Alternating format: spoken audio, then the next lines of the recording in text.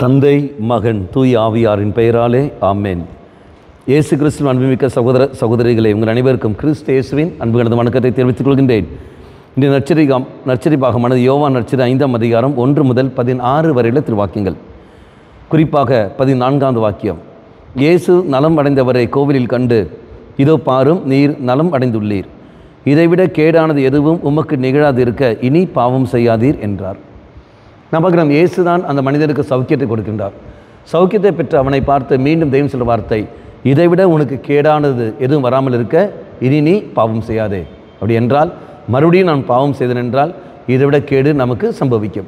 மக்களை, நீ நானும் ஆலயத்துக்கு வருகின்றோம், ஜபிக்கின்றோம், திருப்பலியில் பங்கெடுக்கின்றோம், பாவசங்கத்திலும் செய்கின்றோம், ஜபமாலை ஜபிக்கின்றோம், ஆலயத்தில் உள்ள எல்லா வழிபாடுகளிலும் பங்கெடுக்கின்றோம், குடும்பத்திலும் ஜபமாலை செய்கின்றோம், பல நல்ல காரியங்கள் நாம் செய்கின்றோம், பிற அன்பை மையப்படுத்தி நாம் வாழ்கின்றோம்.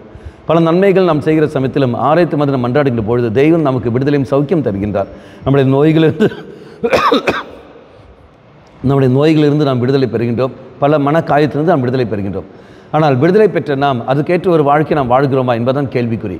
விடுதலை பெற்ற நான், சௌக்கியம் பெற்ற நான், அதற்கேற்ற ஒரு வாழ்க்கை நான் வாழ்ந்து மீண்டும் மீண்டும் தெய்வத்தை நாம் மகத்துவப்படுத்த வேண்டும், மகிமைப்படுத்த வேண்டும், அந்த புனிதத்திலேயே நான் நிலைத்திருக்க வேண்டும். மறுபடியும் நாம் போய் பாவம் செய்து வாழ்கிற சமயத்தில் இதைவிட கேடானது இன்னும் நமக்கு சம்பவிக்கும். பிறகு ஆண்டவர் சக்தி இல்லைன்னு சொல்லி நாம் கொண்டு நடக்கின்றோம். நம்முடைய விசுவாசமற்ற ஒரு வாழ்க்கை வழியாக இதுவும் நாம் சந்திக்கின்ற, நாம் பெற்றுக்கொள்கின்ற பல திண்மைகள், அதை நாம் என்ன செய்யணும், கடவுள் மேல் பழியை போட்டுக்கொண்டு நாம் தவித்துக் கொள்கின்றோம். இறைவன் சொல்கிற வார்த்தை, இதைவிட கேடு உனக்கு சம்பவிக்காமல் இருக்க வேண்டும் என்றால் இனி பாவம் செய்யாதே. தெய்வம் நம்மேல் இரக்கம் கொண்டு நமக்கு விடுதலையும் சௌக்கியம் தருகின்றார். அப்படி என்றால் இறைவனுடைய இரக்கம்தான் எனக்கு சௌக்கியத்தையும் விடுதலையும் தருகிறது.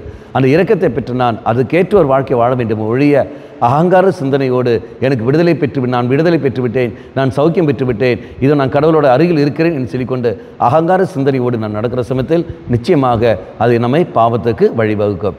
ஆகவே என்றும் எளிமையுடனும் என்றும் தாழ்ச்சியுடனும் ஆண்டவரே நன்றி தெய்வம் என்று எண்ணத்தோடு நாம் இறைசனில் மன்றாடுவோம். கண்களை மூடிக்கொள்ளுங்கள். நல்லவனாய் தெய்வமே, நீர் எங்களுக்கு விடுதலையும் சௌக்கியங்களும் தருகின்றீர். விடுதலை பெற்ற நான், சௌக்கியம் பெறுகிற நான், அதுக்கேற்ற ஒரு வாழ்க்கையை வாழ எனக்கு கிருபையை தந்துடலாம். அகங்கார சிந்தனை என்னை விட்டு நீங்கி போகட்டும். அந்த மனத்தாழ்ச்சியோடு நான் வாழக்கூடிய வரத்தை எனக்கு தந்துடலாம். அம்மா மாதாவே, தெய்வ மாதாவே, எங்கள் மாதாவே, என் அன்னையே, விசேஷமாக எங்களுக்காக பரிந்து பேசும். ஆமேன். தந்தை, மகன், தூய் ஆவியாரின் பெயராலே ஆமேன்.